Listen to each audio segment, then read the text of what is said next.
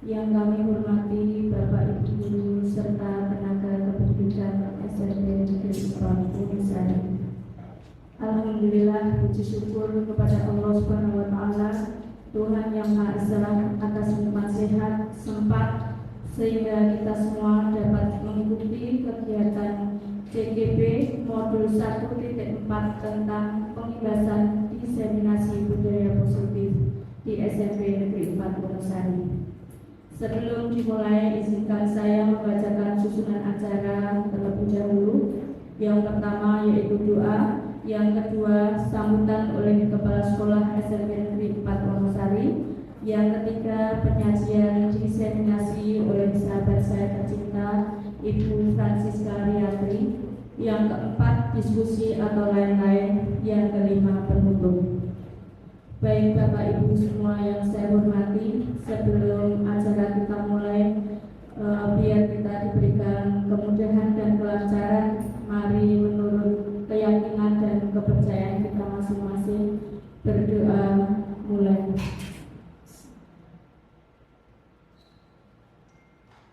Berdoa selesai. Untuk acara yang kedua yaitu sambutan oleh Kepala Sekolah SMP Negeri 4 Wonosari kepada Bapak Sutoto Subrahman, kami persilakan.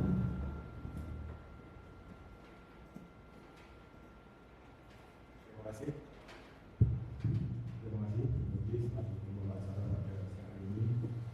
Yang kami hormati teman-teman semua, sahabat-sahabat di Wonosari, support dari sejarah tadi, salah satu calon pemuda.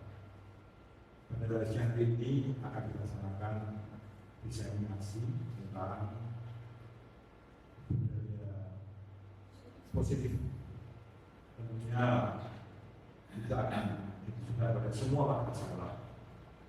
Karena itu inspirasi dari siswa, guru maupun tenaga pendidikan membangun karakter dengan budaya yang positif, sehingga nanti akan menuju pada peradaban pada sekolah yang semakin baik, semakin maju, bisa memahami bahwa disiplin bukan sesuatu yang menghantui, bukan sesuatu yang menakutkan, tapi disiplin menjadi kebiasaan yang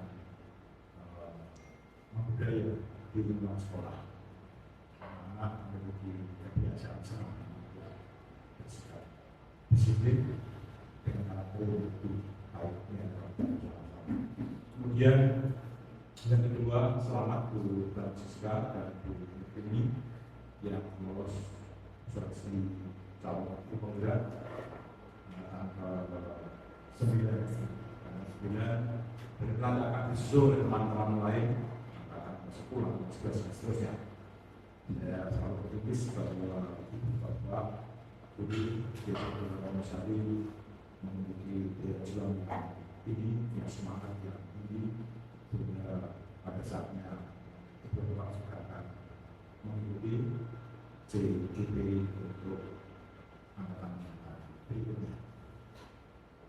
Yang ketiga, mari kita bersama-sama belajar apa yang nanti dipresentasikan oleh Bu Francisca.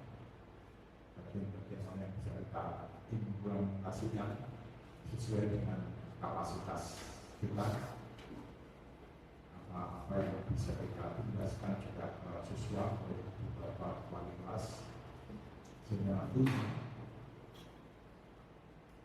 kehidupan pendidikan biasanya kehidupan masyarakat semakin baik, semakin maju. Yang keempat, dinas pendidikan Kabupaten Gunung beberapa tahun yang lalu didukung oleh Kabupaten Gunung mencanangkan gerakan optimalisasi implementasi kurikulum merdeka. Kita bersyukur sampai final sekali sebagai amal tamu yang kedua penerapan kurikulum merdeka, sehingga anak kelas 9 menggunakan kurikulum 2013 dan anak kelas 7 dan 8 menerapkan kurikulum merdeka dengan berbagai macam dinamika, romantika dan tantangan-tantangan yang ada bersama.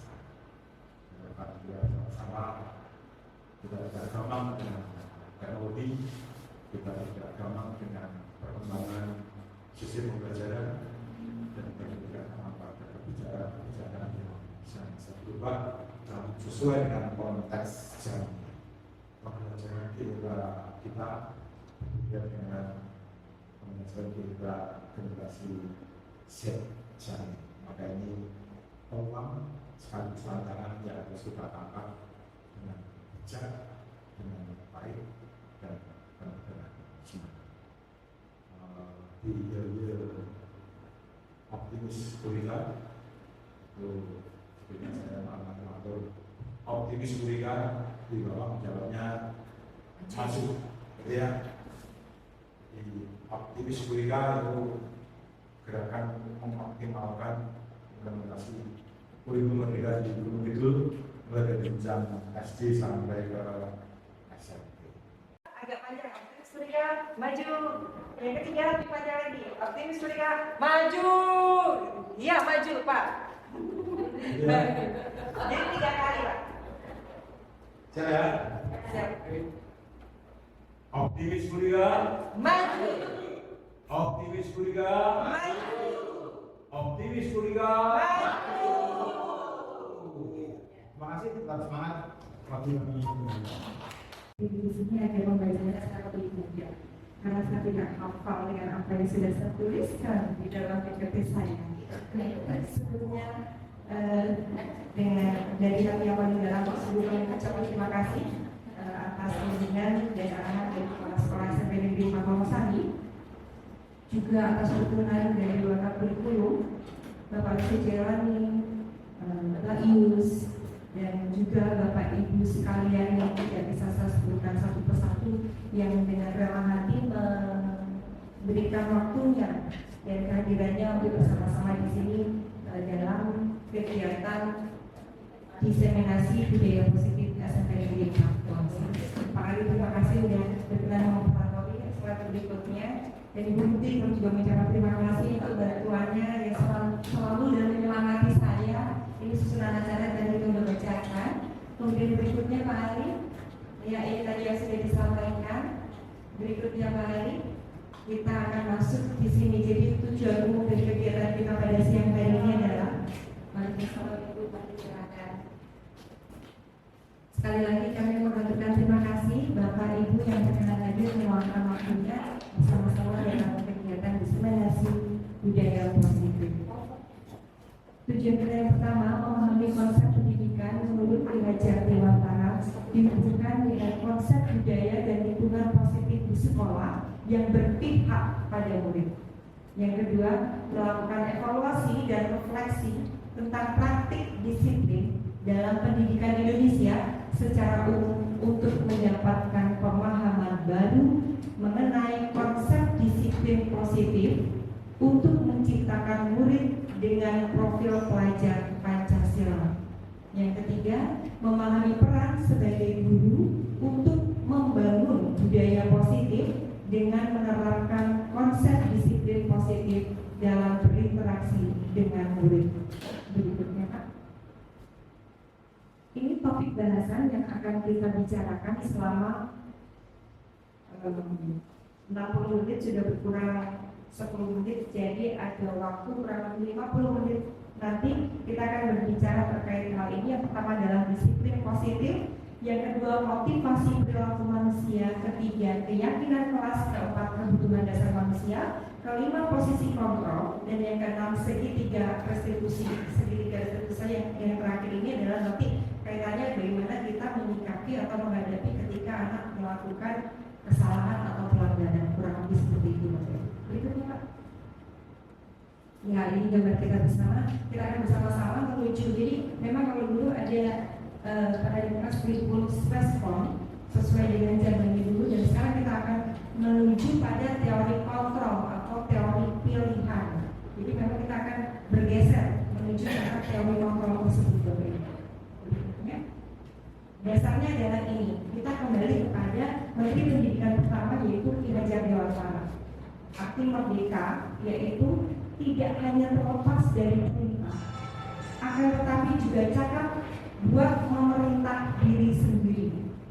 Kutipan dari Ki Hajar Dewantara, Pemikiran konsepsi keteladanan sikap Merdeka cetakan kelima tahun 2013 halaman 469. Jadi mungkin terkadang kita sering mengatakan bahwa anak-anak itu kok apa kesadarannya kok mesti harus diingatkan terus, kok masih diomongin terus, kok nggak ada kesadaran dari diri. Nah, selama kurang lebih 50 menit ke depan dengan 10 menit tadi di awal, kita akan berbicara bagaimana sampai anak ini bisa punya kesadaran dari dalam diri untuk menjadi pribadi yang baik. Nah, ini teori yang akan kita bergeser itu dari arah sini Bapak Ibu. Kalau dulu kita mencoba mengubah orang agar berpandangan sama dengan kita. Jadi anak pokoknya sama dengan kita. Sekarang kita akan beralih, kita berusaha memahami pandangan orang lain tentang dunia. Jadi kita yang memahami mereka. Terima kasih. Yang kedua, perilaku buruk dilihat sebagai suatu kesalahan itu dulu. Jadi kalau berperilaku buruk itu udah pasti salah. Tapi sekarang atau saat ini kita akan berpindah bahwa semua perilaku itu ternyata memiliki tujuan. Jadi anak melakukan sesuatu itu pasti ada tujuannya. Kita tidak hanya akan melihat sebatas oh kalau buruk itu pasti salah. Yang ketiga, orang lain bisa mengontrol saya. Itu dulu. Sekarang hanya kita yang bisa mengontrol diri kita. Berikutnya, pemaksaan ada pada saat rujukan gagal. Jadi kalau kita sudah ngasih rujukan itu dimaksudkan adalah saran baik dengan tepat akal juga akhirnya kita memaksa pokoknya kamu harus gini, dan itu dari kita atau dari faktor eksternal. Kita akan beralih ke kolaborasi dan konsensus, menciptakan pilihan-pilihan baru sehingga anak itu memang diajak berbicara sampai akhirnya anak itu bisa menemukan atau menentukan keputusan yang harus diambil. Jadi tugas kita menentukan. Berikutnya, dulu model berpikirnya menang kalah. Jadi udah kalau posisi anak itu melakukan suatu hal yang buruk, salah kayak gitu kan, dan kalah gitu. Sementara kita sebagai pendampingnya atau gurunya, ini kebaikan, ini kebenaran, ini harus menang. Jadi posisi anak ada di posisi kalah atau yang kita sebut dengan nanti statusnya itu dia sebagai negatif gitu. Sekarang kita akan berpikir menang-menang bagaimana anak itu tidak merasa dibenarkan, kita pun juga dibenarkan. Itu berarti. Ya, kita masuk pada poin yang pertama atau topik pertama, disiplin positif. Apa itu disiplin positif?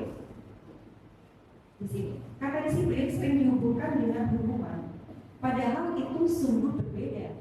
Karena belajar tentang disiplin positif tidak harus dengan memberikan hukuman. Justru itu adalah salah satu alternatif terakhir.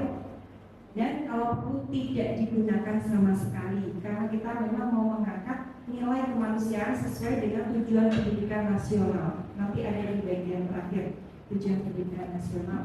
Yang kedua, dalam budaya kita, makna kata disiplin dimaknai menjadi sesuatu yang dilakukan seseorang pada orang lain untuk mendapatkan kepatuhan. Kita cenderung menghubungkan kata disiplin dengan ketidaknyamanan. Terus orang berdisiplin ini kaku nggak enak. Nah, seperti itu.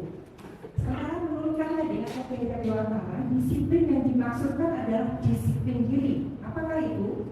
Yaitu yang memiliki motivasi internal atau dari dalam.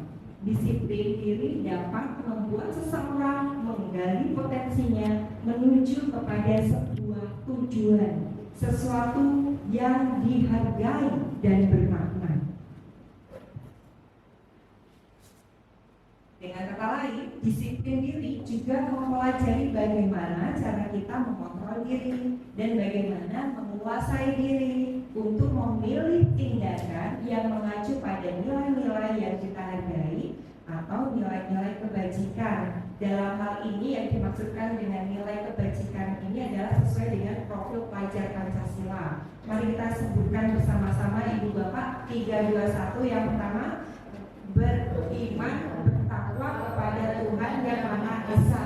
Yang kedua, mulia, mandiri, bernalar etis, berkebinekaan global, bergotong royong dan kreatif. Itu kata itu. Mari kita ingat bersama. Kemudian disiplin positif, dengan disiplin positif harapannya setiap insan akan dapat selalu berubah, bertumbuh untuk menjadi lebih baik dengan motivasi dari dalam. Jadi tidak selalu karena diingatkan oleh orang lain, tetapi si anak punya inisiatif dari dalam diri sendiri, menjadikan pribadi yang mandiri, merdeka, dan bertanggung jawab. Di sini disiplin positif akan kita tunjukkan melalui perilaku seperti di atas Bapak Ibu. Jadi disiplin dulu diartikan bahwa ada salah satu sekolah yang dikanani oleh hukuman push up-nya. Jadi kalau datang terlambat pasti push up 20 kali. Nah itu dulu, itu adalah sebuah hukuman. Push up itu nggak ada hubungannya dengan datang terlambat gitu ya. Kemudian kalau kita lihat misalnya di atas jadi hukuman itu rasanya tuh tidak enak atau menyakitkan, tetapi hal itu harus terjadi gitu. Kalau konsekuensi adalah sesuatu yang memang harus terjadi, jadi belum tentu itu menyakitkan. Yang kedua, untuk hukuman membuat anak itu sakit, baik itu secara fisik maupun hati, untuk jangka waktu lama. Jadi bekasnya itu bisa diingat ketika dewasa. Aku belum pernah dihukum, ya karena seperti itu. Kemudian kalau konsekuensi membuat anak merasa tidak nyaman dalam jangka waktu pendek. Ia akan melakukan kesalahan, kemudian dia akan memperbaikinya, dan ini sifatnya hanya sebentar, tidak lama. Karena setiap pertumbuhan atau dia berpindah tempat, dia akan menemukan juga aturan yang baru, dan dia akan menemukan konsekuensi yang baru. Karena ini semuanya banyak masih dari faktor eksternal. Yang ketiga, anak membenci kedisiplinan. Karena ya itu tadi, kedisiplinan dikaitkan dengan pokoknya kalau nggak benar akan mendapatkan hukuman. Sehingga anak itu kesannya itu benci gitu. Tapi untuk kalau konsekuensi, anak menghargai kedisiplinan. Ini udah mulai positif kalau yang di konsekuensi. Hukuman bersifat paksaan, kalau konsekuensi stimulus tanggapan. Hukuman mendorong anak menyakiti diri sendiri. Konsekuensi mendorong anak agar mudah menyesuaikan diri. Hukuman konsep diri yang buruk. Konsekuensi konsep diri yang baik. Kenapa bisa dikatakan demikian? Ketika anak melakukan kesalahan, misalnya dapat terlambat, aku telatan, aku dihukum. Nah itulah konsep diri yang buruk. Namun kalau untuk konsekuensi, selamat datang Ibu, terima kasih. Namun kalau untuk konsekuensi, konsep diri yang baik, karena dia memperbaiki. Aku datang terlambat, dia masuk kelas ya, sehingga saya habis jam istirahat, saya masih menyelesaikan tugas saya. Itu sudah mulai konsep diri yang baik kalau untuk konsekuensi.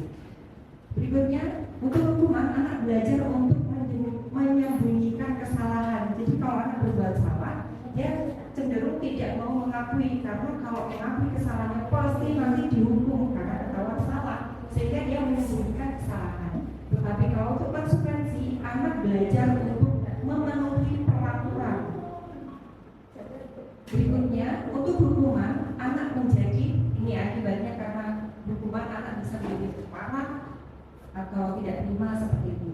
Namun bisa juga merasa bersalah, merasa dipermalukan, merasa tidak dihargai. Nah ini, sehingga akibat dari hukuman itu hampir semuanya negatif.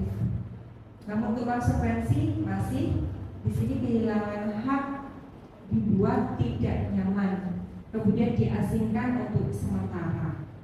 Begitu Bapak Ibu, kira-kira perbedaan antara hukuman dan konsekuensi mana yang lebih baik? Ada yang terbaik dari yang lebih baik. Mari Pak Arif lanjut. Dari keterangan di atas tadi Ibu Bapak, mari kita mencoba lihat kira-kira ini itu hukuman atau konsekuensi. Dari yang pertama bisa dibacakan Mas. Mencatat 100 kali di dalam buku kalimat, saya tidak akan terlambat lagi. Ya, hukuman atau konsekuensi? Hukuman. Hukuman kan dari kaitannya, gitu ya. Pak Ari masih sampai itu. Yang kedua, Lari memilih lapangan basket 2 kali karena terlambat dari pesawat. Hukuman. hukuman, yes. Apa ya? Semangat. Kita kertas tugas teman yang lebih disolek-solek. Konsekuensi, oke ke Bu Ati, karena kabelnya nggak bisa sampai belakang. Membersihkan keamanan air ya. Dia tulis karena tersenggol pada saat belajar. Konsekuensi. Coba Pak Arsul. Ya. Yang keempat dapat keempat suhu. Mulut disuruh. menggunakan sepatu sehari karena tidak menggunakan Hukuman. Terima kasih Bapak. Kemudian Pak Iris. Lari. Hari mulai lapangan efek terjadi adalah 16 Bukuan atau konsekuensi hukuman. Mari kita lihat kebenarannya. Deng. Iya, benar ya. Oke, jadi lagi mengenai apa? Betul ya Pak, guru olahraga ya? Pernah melakukannya Pak? Pernah Pak? Oh pernah dulu, ya itu dulu ya. Dulu dari mulai di lapangan basket 2 kali karena terlambat 10 menit untuk pelajaran PJOK. Karena biasanya PJOK ada pemanasan gitu ya Pak. Jadi dia melakukan pemanasan sendiri dengan berlari, itu adalah konsekuensi. Mari berikutnya Pak Ani. Nah kita akan masuk dalam restitusi ini yang saya sebut tadi terbaik dari yang lebih baik tadi ya, antara hukuman dan konsekuensi.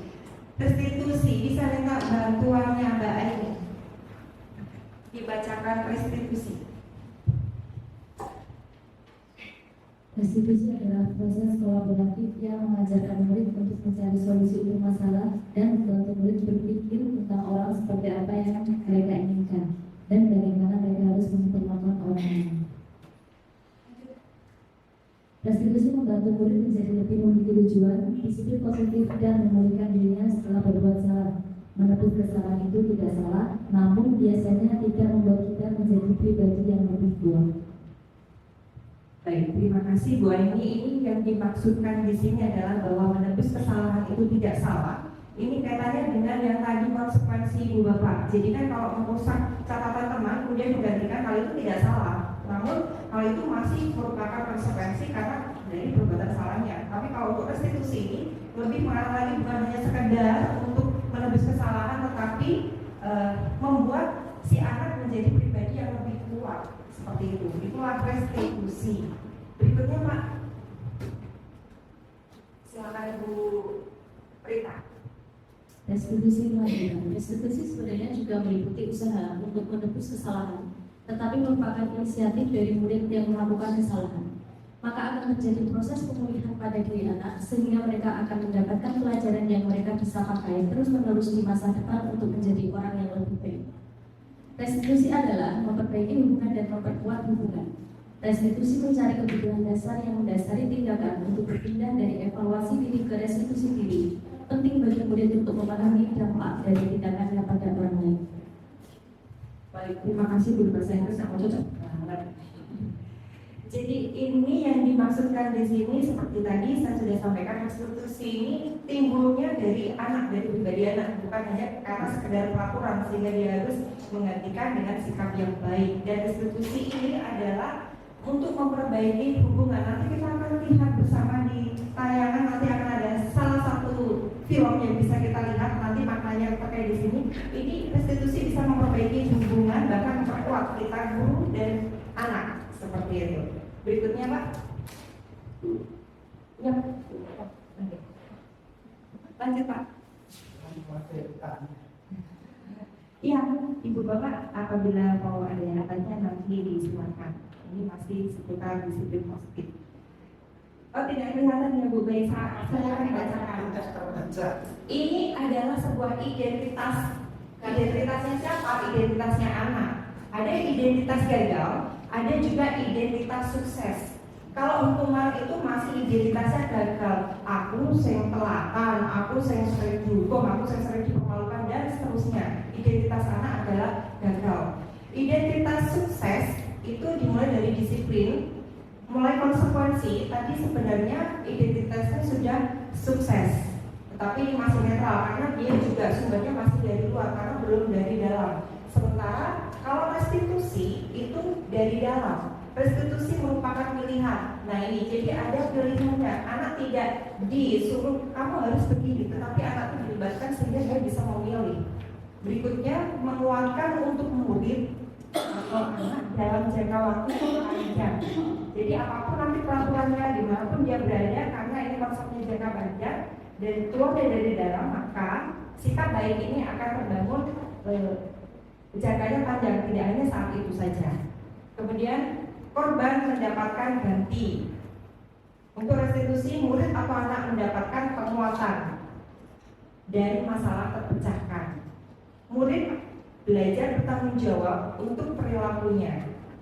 Berikutnya, murid fokus pada pemecahan masalah dalam jangka waktu yang panjang. Berikutnya, apa yang kamu yakini? Ini adalah pertanyaan-pertanyaan penuntun untuk membantu anak menemukan jawaban atau menyadari dalam diri sendiri. Apa sih nak yang kamu yakini? Apa yang bisa kamu lakukan untuk memperbaiki masalah ini? Sehingga jawabannya itu dari anak. Kita menuntunnya saja melalui pertanyaan-pertanyaan. Murid atau anak menghormati dirinya dan orang lain termasuk kita. Kalau menghukum biasanya kita akan dibenci, tetapi kalau restitusi ini anak akan menghormati kita dan anak juga bisa menghormati dirinya sendiri. Maka identitas sukses ini bersifat positif. Berikutnya mari ciri-ciri restitusi. Ini Ibu kenal betul. Terima kasih Bu buat kesediaannya. Lantang Bu. Ciri-ciri restitusi bukan untuk menebus kesalahan, namun untuk belajar dan kesalahan, memperbaiki hubungan, tawaran bukan paksaan. Restitusi menuntut untuk melihat ke dalam diri. Restitusi mencari kebutuhan dasar yang mendasari tindakan. Restitusi diri adalah cara yang paling baik. Restitusi fokus pada karakter bukan tindakan. Restitusi fokus pada solusi. Restitusi mengembalikan murid yang berbuat salah pada kelompoknya. Baik, terima kasih. Kurang lebih itu adalah ciri-ciri restitusi. Tentu Bapak Ibu juga sudah menerapkannya untuk mulai kita menerapkan kurikulum merdeka ini. Berikutnya Pak Ari. Nah, sampai di sini Ibu kita langsung akan beranjak karena perjalanan kita ada 6 tangga, tapi kita hanya 60 menit. Motivasi perilaku manusia, ada motivasi apa saja Pak Ari? Bisa minta bantuannya Bu untuk dibacakan. Kakak ya? Oke. Motivasi perilaku Jadi manusia. kan biar masuk di tempatnya. Motivasi perilaku manusia, hukuman dan penghargaan. 1. Untuk menghindari ketidaknyamanan atau hukuman. Yang kedua, untuk mendapatkan imbalan atau penghargaan dari orang lain. Yang ketiga, untuk menjadi orang yang mereka inginkan dan menghargai diri sendiri dengan nilai-nilai yang mereka percaya. Terima kasih Ibu Tias. Ya ini tentu sudah kita ketahui pahami bersama bahwasanya kalau motivasinya itu karena takut dihukum, nah itu membuat merasa tidak nyaman.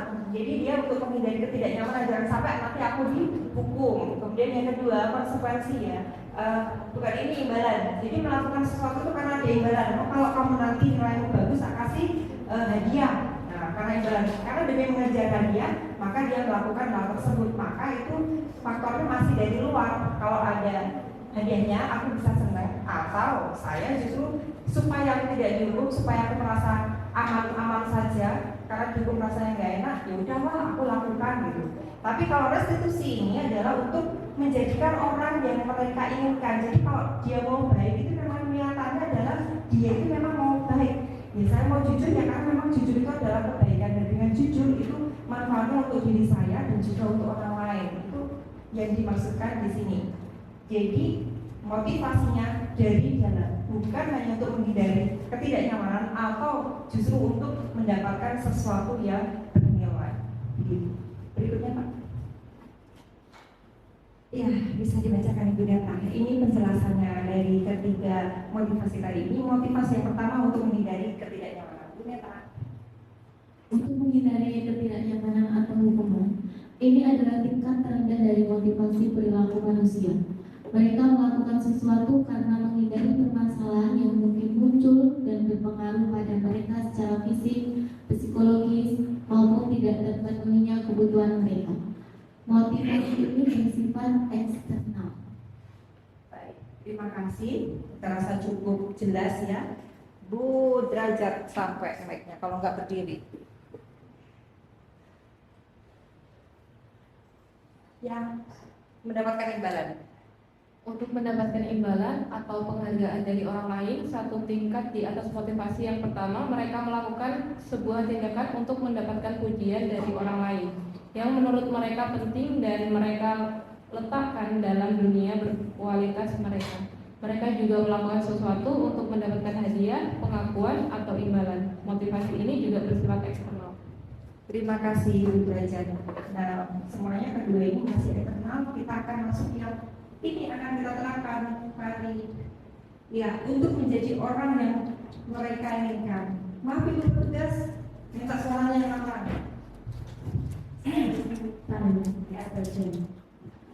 Baik, untuk menjadi orang yang mereka inginkan dan menghargai diri sendiri dengan nilai-nilai yang mereka percaya. Orang dengan motivasi ini akan melakukan sesuatu karena nilai-nilai yang mereka yakini dan hargai, dan mereka melakukannya karena mereka ingin menjadi orang yang melakukan nilai-nilai yang mereka yakini tersebut. Ini adalah motivasi yang akan membuat seseorang memiliki disiplin positif karena motivasi berperilakunya bersifat internal bukan eksternal. Jadi berasal dari dalam dirinya sendiri bukan karena dorongan orang lain. Begitu. Siap, terima kasih Bu Murti. Satu mendekati Pak Tresna sama Bu Kasmi. Ada catanya ya Bu ya. Next berikutnya Pak. Nah, kita masuk ke keyakinan kelas. Tangga yang ketiga, setelah kita paham apa itu disiplin positif, apa itu yang kedua adalah motivasi. Berikutnya kita akan naik tangga yang ketiga, keyakinan kelas. Ini nanti yang akan diterapkan oleh Bapak Ibu Wali kelas untuk diterapkan kepada murid-muridnya. Caranya seperti apa nanti akan disampaikan di sini. Next Pak, apa itu keyakinan kelas? Terbaca tidak durasinya? Oke, ya maju ya Pak ya, Ibu ya. Sesuai.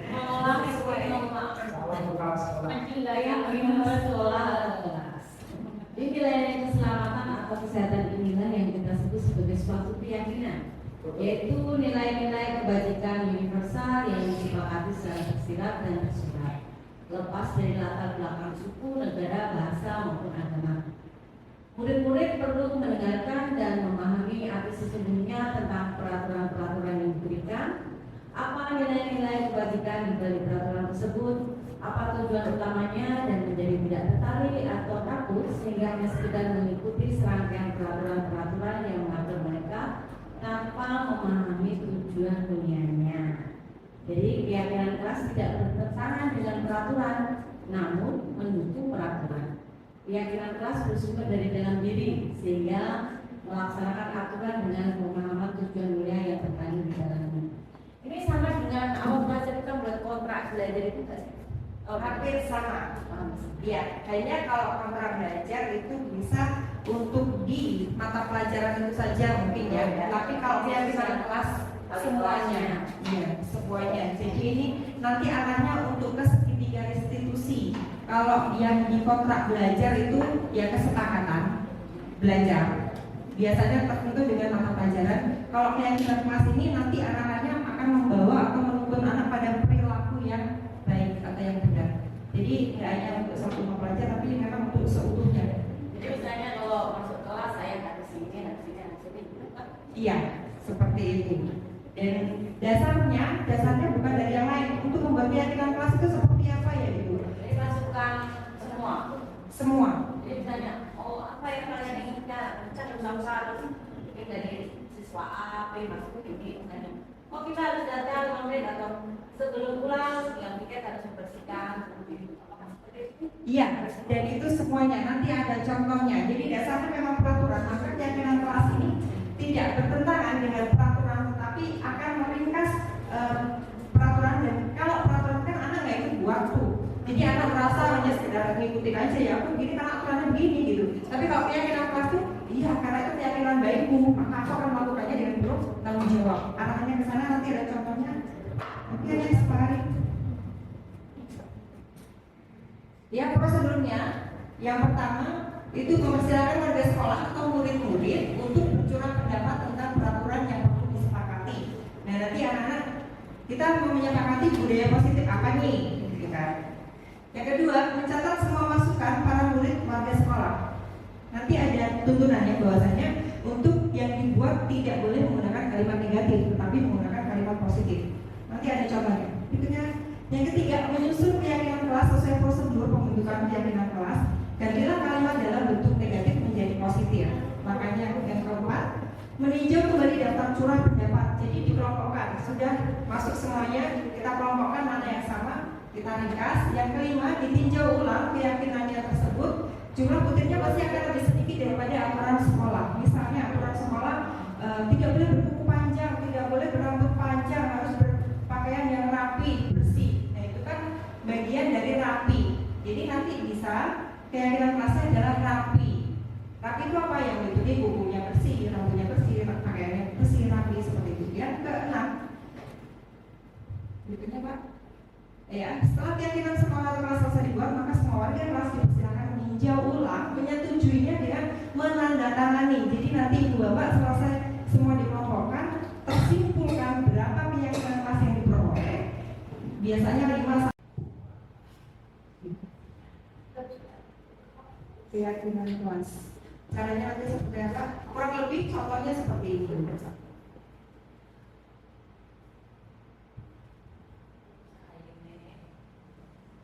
Agak dicepetin yang itu.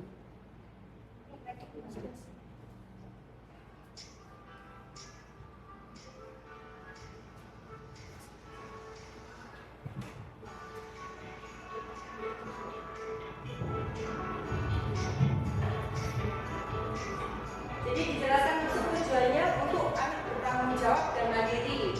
Prosesnya akan seperti apa aja? Nanti anak-anak silakan berpendapat. Setelah itu kita kelompokkan. Setelah kita kelompokkan, kita yakini bersama. Setelah itu manfaatnya apa dengan keyakinan kelas baik itu? Jadi caranya bisa melalui post-it atau yang lainnya, kreativitas ibu bapak. Ini anak-anak akan menuliskan gagasan-gagasannya. Semua anak menuliskan.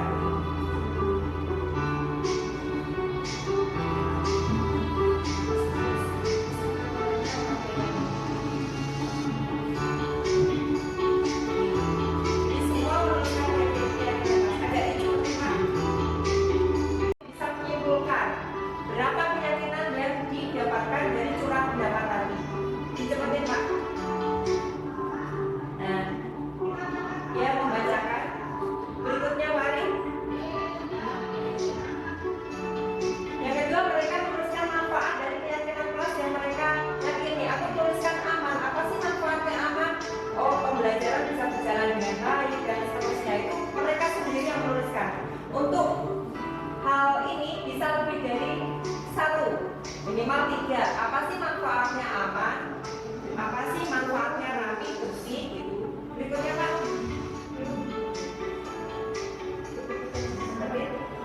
Oke, nah ini mereka menempelkan apa yang sudah mereka tuliskan terkait dengan tujuan atau manfaat dari keyakinan kelas yang mereka buat. Seperti lagi Pak. Ini dibacakan sehingga semuanya tahu, karena ini nanti katanya dengan segitiga restitusi akan ditanya keyakinan kelas mana yang kalian langgar gitu. Apa manfaatnya kalian melakukan keyakinan kelas tersebut? Maka anak-anak semuanya harus tahu. Berikutnya Pak, jadi seperti lagi, terus.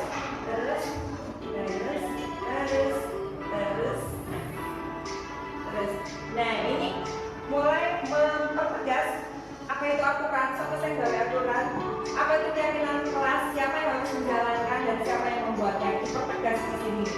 Berikutnya Pak Ari. Ya, masih terus. Iya, sebenarnya udah selesai, gitu aja. Kira-kira seperti itu. Apakah di sini ada yang bertanya untuk membuat keyakinan kelas, Ibu Bapak? iya Pak banyak. Nanti pasti bisa aman lah gitu. Nah setelah ini terakhir tanda tangan. Jadi semua anak tanda tangan. Ibu bapak bisa mendokumentasikan demikian atau pakai daftar aja kemudian tanda tangan itu juga boleh. Sebagai bukti bahwa ini loh, nak kamu sendiri yang buat dan kamu sendiri yang akan melaksanakan. Agak seperti tadi Pak. Ya terus. Iya sampai semuanya. Oke, terakhir ya boleh kami seperti ini. Itu salah satu contohnya. Di sini semoga tidak ada pertanyaan tapi jelas. Begitu Bapak Ibu? Ada pertanyaan? Oke, lanjut ya. Berikutnya, setelah keyakinan kelas kita akan masuk yang namanya kebutuhan dasar ya. Kebutuhan dasar manusia ini paling bacakan langsung paling. Ada 5. Kebutuhan dasar manusia. Ada 5. Bertahan hidup, kemudian kebebasan, penguasaan, kasih sayang dan rasa diterima yang baik, kesenangan. Nah, itu kurang lebih Ibu Bapak pasti udah sangat familiar dengan ini. Mari kita yang iklan Permenkes, kita akan lihat kebutuhan dasar apa sih yang sebenarnya ingin dipenuhi oleh si anak ini. Iklan Permenkes Pak. Hei, dari mana kamu? Dari rapat OSIS, Bu. Bohong, kamu habis makan cumi kan? Pakai saus padang kan? Makanya guys, habis makan kiss dulu dong. Kiss, harum wangi habis makan. Si murid itu kira-kira kebutuhan dasar apa yang sebenarnya dia ingin penuhi? Kebutuhan hidup, makan, minum, atau kebutuhan kasih sayang, atau yang lainnya? Kebutuhan makan alias kebutuhan untuk hidup ya, kebutuhan dasar untuk hidup. Dia keluar di jam pelajaran untuk makan. Kembali Pak, nanti masih ada sesi pertanyaan dari video ini.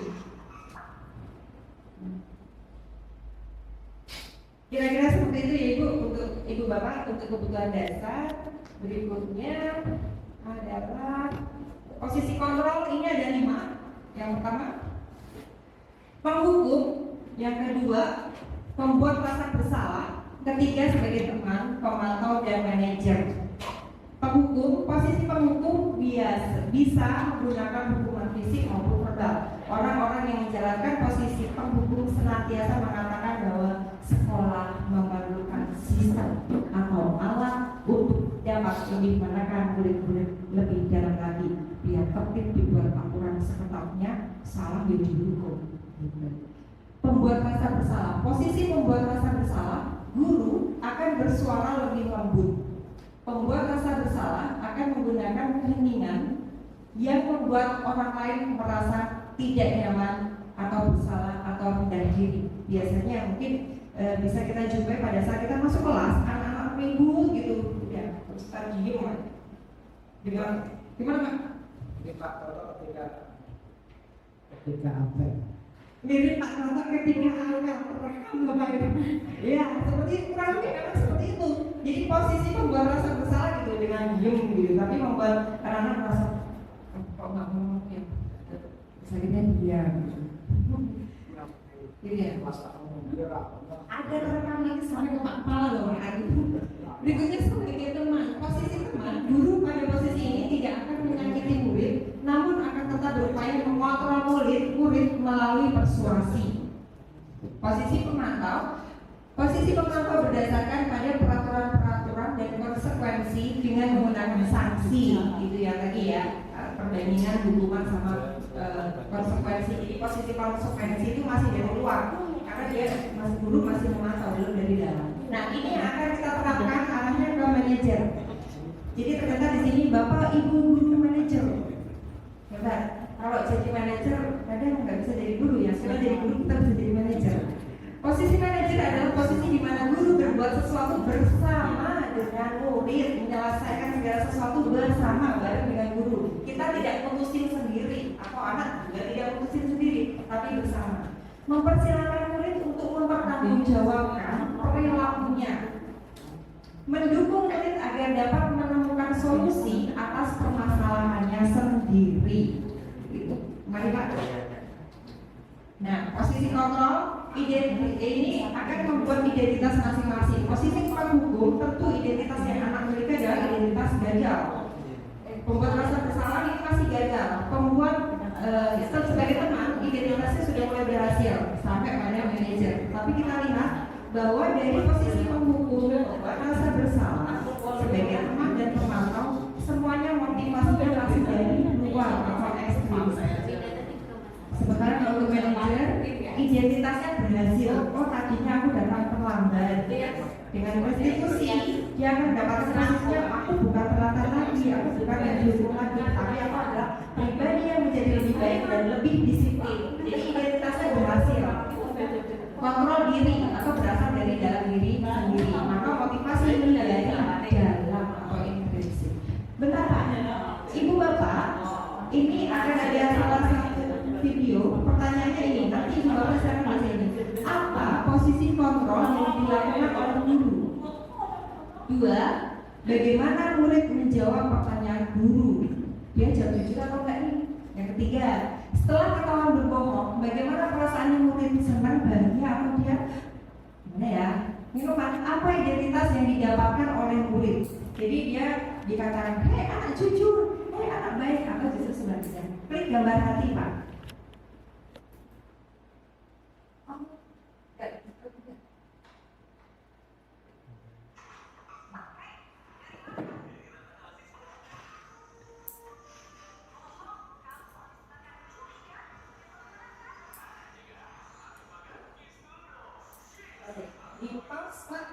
Gunakan pertanyaan yang pertama, apa posisi kontrol guru itu? Apakah sebagai penghukum, teman, atau dia sebagai manajer, atau sebagai dia mengontrol? Yang mengontrol. Bagaimana pendapatnya Bu Trita? Hei kamu, dari mana saja kamu? Posisinya sebagai apa? Penghukum.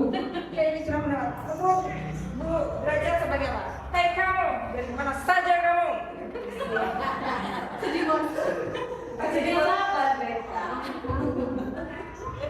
Penghukum, ya. Jelas Ibu Bapak sebagai penghukum karena kalimatnya itu kita dengarkan. Mungkin jelas sebagai itu.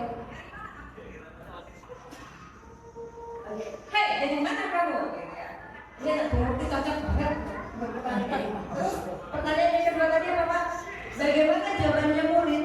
Apakah jujur atau tidak Pak Yus? Jawabannya tidak. Oke. Bohong ya. Akibatnya yang kedua bohong. Yang ketiga, setelah ketahuan berbohong, bagaimana perasaannya murid tadi? Di sini videonya Pak.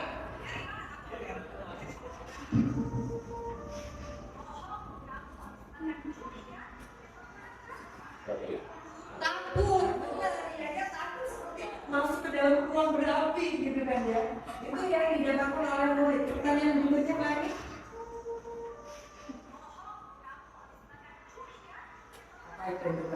Apa identitas yang didapatkan oleh murid? Identitasnya gagal atau baik?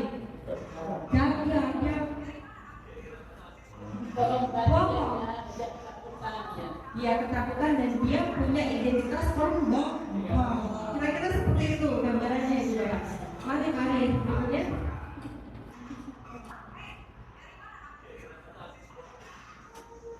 Slide berikutnya adalah kita masuk pada segitiga restitusi.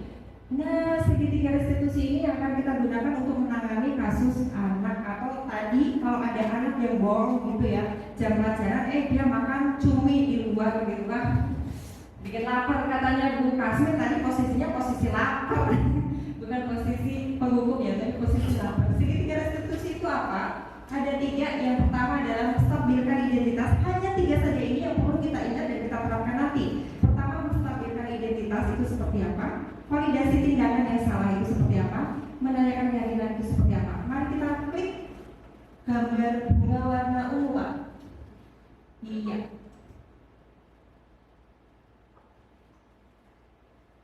Ini salah satu contoh segitiga restitusi.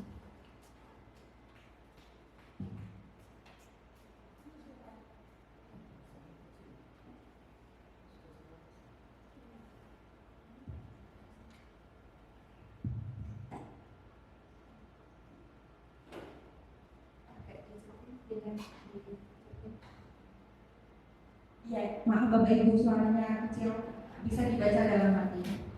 Prosesnya, menstabilkan identitas, validasi tindakan yang salah, menanyakan keyakinan seperti itu apa bentuknya, dicepetin Pak.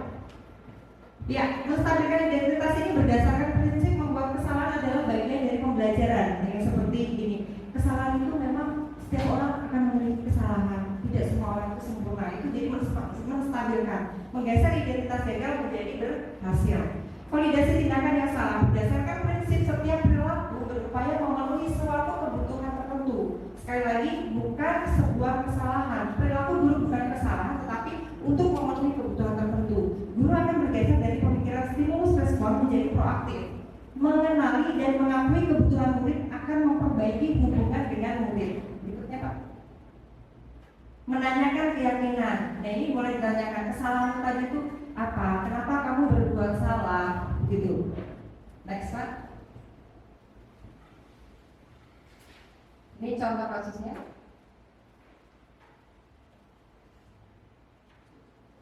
Ya, mohon maaf suaranya kecil sekali, bisa di skip nanti, bisa ditonton aja di YouTube, bisa di like juga, bisa di komen, itu sudah disiapkan di YouTube gitu. Next Pak, kembali ke slide. Kembali ke slide. Nah, kita masuk ke sini, gambar apa? Kita simak bersama-sama. Ini anaknya Pak.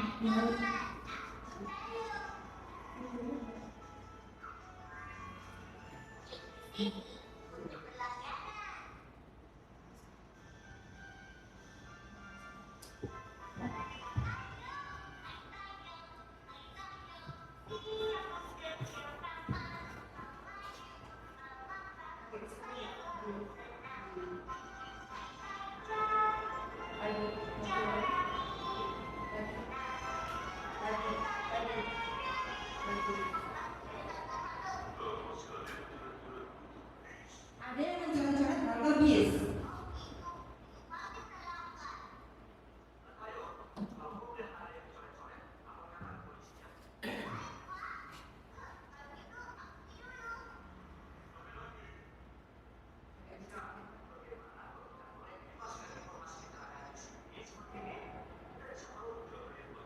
Ya, mereka sedang mencari siapa pelakunya. Berikutnya Pak.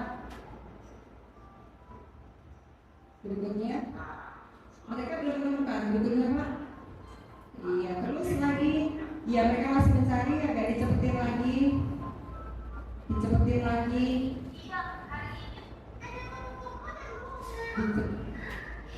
Bagi lagi atau kayak bis yang unik, untuk buka celana itu cantik gambarnya, ada buku-buku di rumah.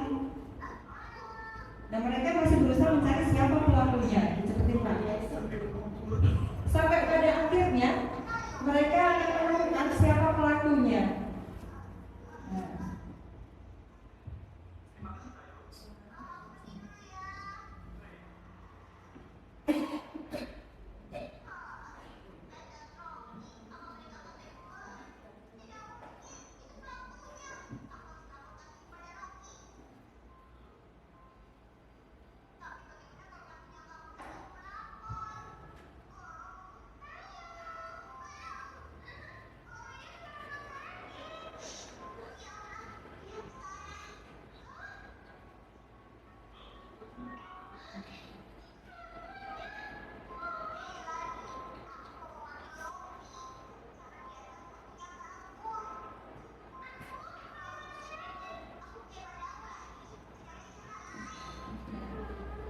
Pelaku melakukan dengan bersembunyi. Kemudian berikutnya, pelaku akan mencoba menahannya dan memberikan pertanyaan. Sebenarnya pertanyaannya masuk di pertanyaan restitusi, Ibu Bapak. Ternyata restitusi nggak hanya duduk di dalam ruangan, dalam satu meja gitu. Bisa dilakukan di mana aja, dengan anak-anak juga bisa. Lukisan yang indah. Pelaku mulai berani mengeluarkan diri.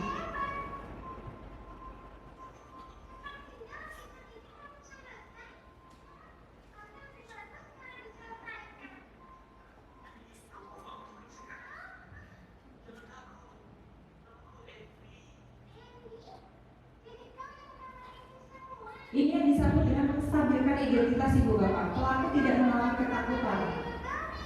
Wah, gambarnya bagus.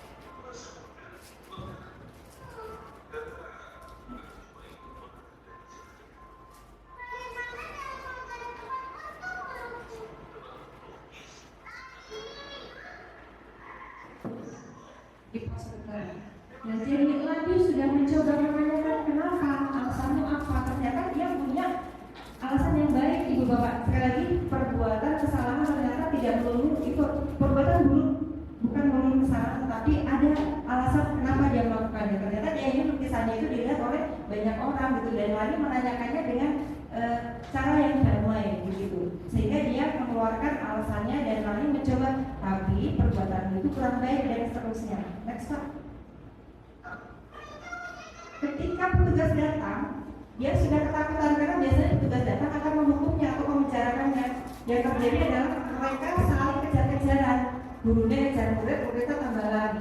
Gurunya menemani murid, muridnya tambah empat. Kira-kira seperti itu, kejar-kejaran dan akhirnya mencelakakan keduanya, bahkan orang lain.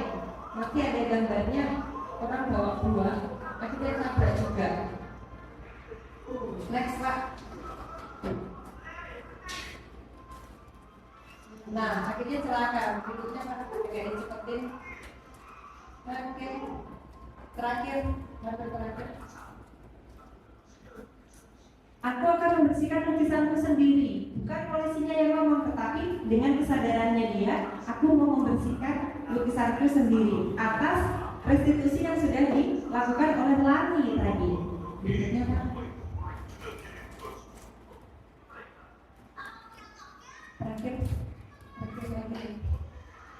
Terakhir, identitasnya berubah.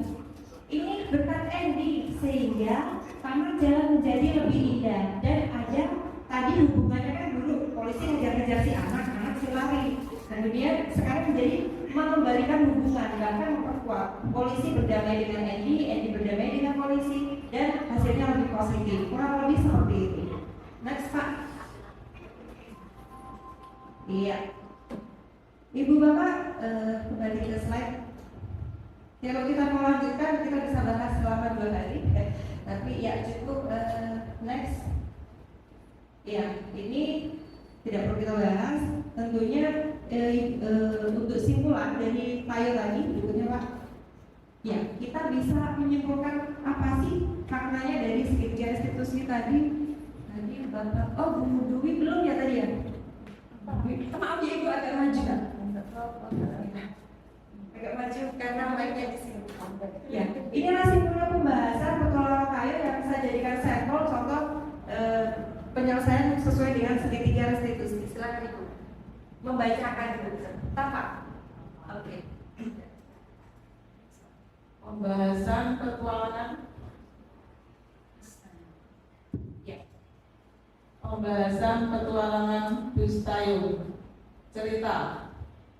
Para penumpang dibingungkan dengan rute halte yang coret-coret karena coretannya menutupi petunjuk arah.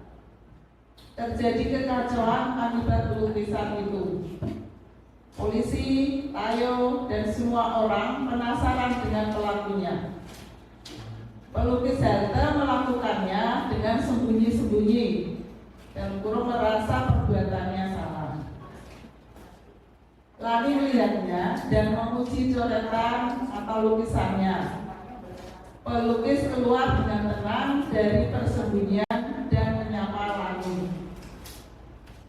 Lani menanyakan alasannya dan pelukis menjelaskannya. Dalam kurung validasi tindakan salah. Lani mencoba menggali akibat perbuatannya. Oke Ibu, terima kasih Ibu. Ibu mungkin bisa menambahkan. Demikian tadi Ibu. Slide berikutnya Pak Ari. Nah, kemudian ini lanjutannya Ibu Bapak, tiap polisi datang untuk tiba-tiba polisi datang untuk menangkapnya. Nah ini tidak ada solusi, yang ada cuma kejar-kejaran dan akhirnya celaka. Kemudian PET datang bersama dengan pada saat patroli, terjadi peristiwa menanyakan keyakinan tadi. Karena dengan kesadaran diri, Andy akhirnya memutuskan untuk baiklah saya akan menghapus lukisannya gitu ya. Kemudian adegan berikutnya, Andy melukis dinding kota dengan sangat indahnya. Ini nanti terjadi pengembalian hubungan, jadi lebih baik dan lebih kuat. Polisi menguji Andy dan dia kejar-kejaran sekarang jadi berteman. Polisi menguji Andy dan keindahan lukisannya menghiasi jalan kota. Artinya penyelesaian masalah terjadi dan terjadi peristiwa perbaikan hubungan identitas menjadi berhasil. Andy bukan membuat masalah, tetapi Andy adalah pelukis yang hebat. Seperti itu Bapak.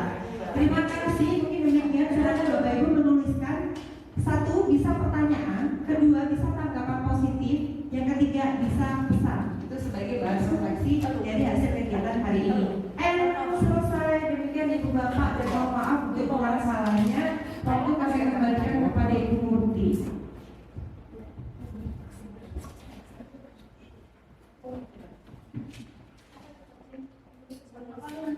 Dan yang sudah bisa ditambahkan dikit yang berdasarkan Ibu Bapak. Baik, terima kasih Bapak Ibu semuanya atas perhatiannya. Mari kita berikan aplaus kepada teman kita, sahabat kita yang sedang berkarya di di mana tadi disampaikan bahwa di dalam budaya bersama itu ada beberapa lima yang disampaikan. Yang pertama tentang disiplin positif, motivasi, keyakinan kelas, kemudian kebutuhan dasar manusia, kemudian posisi kontrol dan segitiga restitusi. Karena budaya positif di sekolah merupakan pembiasaan yang baik, mencakup di setiap perilaku maupun tutur kata oleh seluruh warga di sekolah. Jadi di sini kita akan bersama-sama diskusi ya. Jadi acara yang berikutnya adalah diskusi, di mana kita akan menyampaikan beberapa kesan dan pesan sebelumnya, tapi saya memberikan waktu kepada Bapak Wakil Kepala Sekolah, Bapak Rosid Jailani untuk memberikan tanggapannya. Terima kasih, waktu kami habiskan.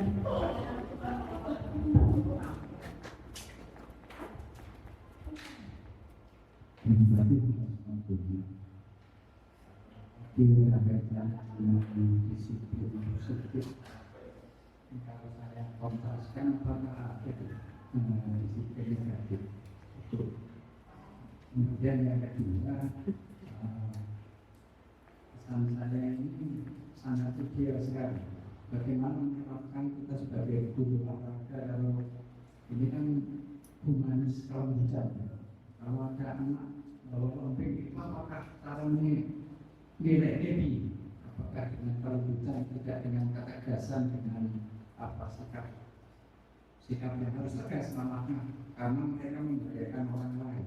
Jadi kalau berolahraga orang membukti apa? Ya mestinya harus disiplin betul itu kalau berolahraga. Apalagi di dunia non sipil, di dunia pertahanan itu kan apa ya istilahnya stake and care itu antara hukuman dan penghargaan itu sangat dihargai sekali di sana, karena kan garis komandonya ada. Jadi bagaimana kita menerapkan hal ini di dunia mungkin yang paling kecil dengan guru olahraga, kemudian bagaimana menerapkan kalau di luar sekarang ada namanya kritik, apakah bisa diatasi dengan cara-cara sedikit seperti itu. Terima kasih. Ini yang terima kasih, bagus sekali tanggapan dan pertanyaan dari Bapak Rosid Jailani. Monggo untuk Ibu Riyati mungkin bisa menjawab dari pertanyaan itu. Terima kasih. Baik, terima kasih Bu Bapak, dan nanti juga mohon bantuannya apabila jawaban saya ini belum bisa memuaskan. Memang dalam tentunya kalau kita kaitkan dengan sekolah, memang ada sekolah tertentu memang menerapkan hal itu menjadi bagian dari program pendidikan dalam sekolah tersebut. Misalnya kayak yang di sekolahan dekat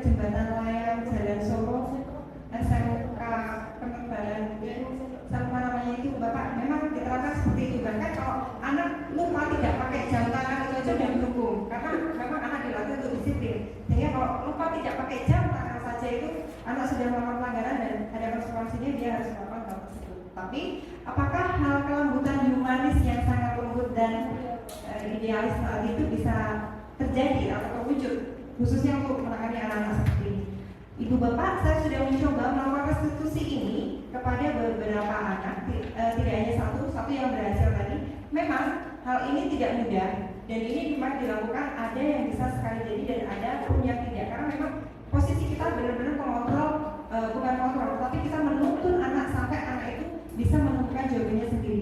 Pada pertemuan yang pertama, ya nggak bisa, lah aku dibully dulu, ya betul kan aku tuh membuli ya karena aku dibully dulu. Kalau aku nggak dibully dulu, ya aku nggak akan membuli. Masih ada eyal-eyalan seperti itu bapak, dan itu terjadi. Tapi di sini harapannya kita akan menuntun anak ini, maksudnya menuju pada tujuan pendidikan nasional atau filosofi KHD di mana kita memanusiakan manusia. Jadi sebisa-bisanya kita itu tidak menghukum anak, tetapi memberikan didikan kepada anak. Arahannya adalah ke sini. Mungkin ini nanti bisa menjawab, Mbak.